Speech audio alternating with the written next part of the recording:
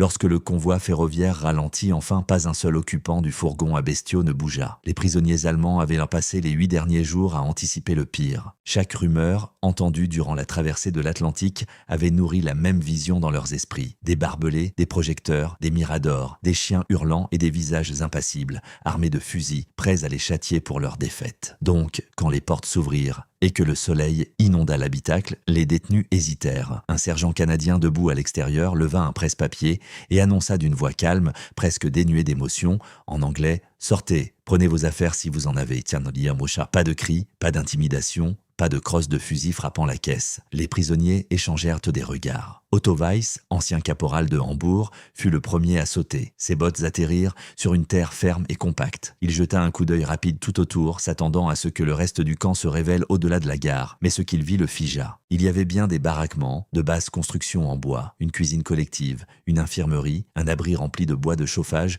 une rangée de lessiveuses qui scintillaient sous le soleil de l'après-midi. Mais il n'y avait ni mur, ni tour, ni enroulement de barbelés et le plus stupéfiant de tout, aucune clôture. Otto fixa la scène avec une telle intensité que ses yeux s'humidifièrent. Derrière lui, un autre prisonnier descendit du train et faillit le percuter. Cotin demanda l'homme. Otto ne répondit pas immédiatement. Il se contenta de désigner l'horizon. En quelques minutes, des dizaines de prisonniers allemands se tenaient dans la cour de terre, leurs bagages à leurs pieds, tous tournant la tête, incrédules, comme des hommes qui auraient atterri au mauvais endroit. L'un d'eux murmura finalement en allemand, un autre répondit. Cela provoqua un frisson de rire nerveux, mais personne ne trouva réellement la situation amusante, car tous constatèrent la même chose. Un espace ouvert. Le camp s'étendait dans une vaste vallée canadienne, avec des pins sombres au loin et de douces collines bleues roulant sous un ciel pâle. Un chemin de terre menait à une ville voisine. Au-delà des baraques, rien n'empêchait un homme de s'enfoncer directement dans les bois. Un prisonnier grand et blond, nommé Dieter, grommela. « Vous voulez dire qu'on peut juste s'en aller ?» Un garde canadien, pas plus âgé que 25 ans, l'entendit. Il se retourna et haussa les épaules. « Cote 5, dit-il. Cote 6. » Dieter cligna des yeux. « Cote 7. »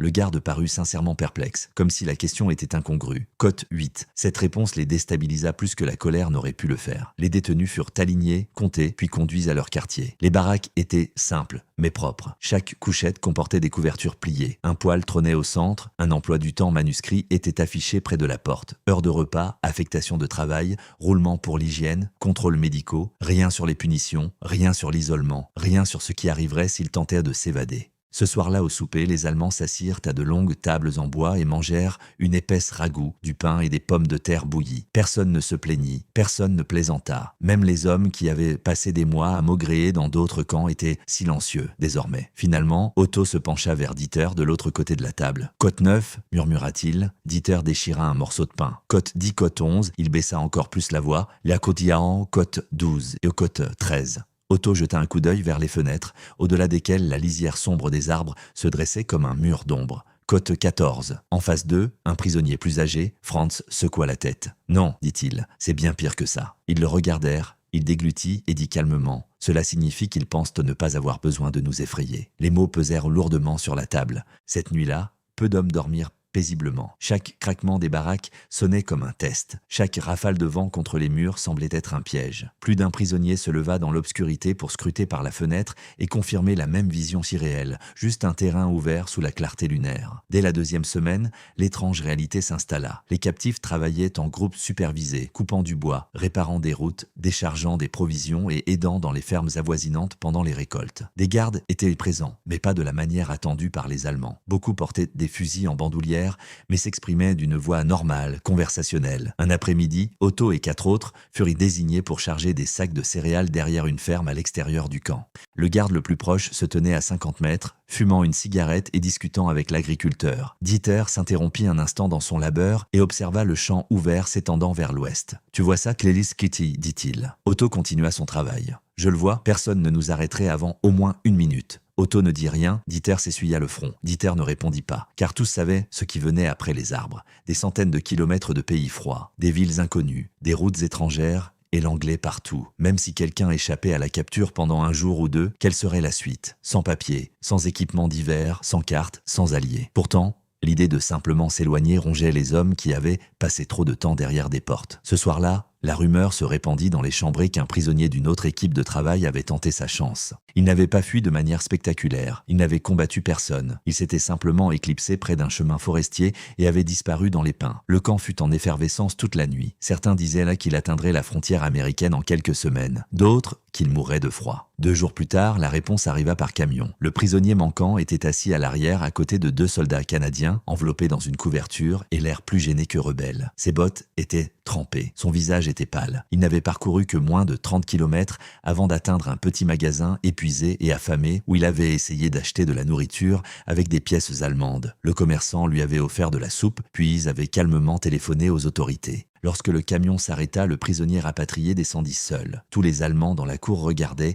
s'attendant à une correction publique ou à des jours d'isolement. Au lieu de cela, le commandant du camp le rencontra aux marches. Le commandant était un homme robuste, les tempes grisonnantes, et son manteau d'hiver soigneusement boutonné jusqu'à la gorge. Il étudia le prisonnier un instant, puis demanda « Code 22 ». Quelques gardes canadiens sourirent d'un air suffisant. Le prisonnier fixa le sol. « Non, monsieur. Vous avez faim ?» « Oui, monsieur. » Le commandant se tourna vers un caporal. « Donnez-lui quelque chose de chaud de la cuisine, puis remettez-le à son service habituel demain. » Les Allemands étaient stupéfaits. Pas de cris, pas d'humiliation, pas d'exemple sauvage fait de lui. Plus tard cette nuit-là, les chambrées étaient plus bruyantes qu'Otto ne les avait jamais entendues. « Code 27 » insista un homme. « Code 28 » Franz, assis sur sa couchette, essuya ses lunettes sur sa manche et dit « Code 29 » Otto le regarda. « La rouillard, code 30 » Franz remit ses lunettes sur son nez, l'arnière cote 31. Les semaines se transformèrent en mois, le camp resta ouvert. Les gardes restèrent de vigilants mais sans hâte. L'hiver arriva tôt, recouvrant la vallée d'un blanc si éclatant qu'il faisait mal aux yeux. L'absence de clôture semblait d'une manière ou d'une autre encore plus incroyable face à la neige. Le camp ressemblait moins à une prison qu'à un village isolé tombé au milieu de la nature sauvage. Un matin, Otto faisait partie d'une équipe de coupe de bois lorsqu'un jeune garçon, peut-être âgé de 10 ans,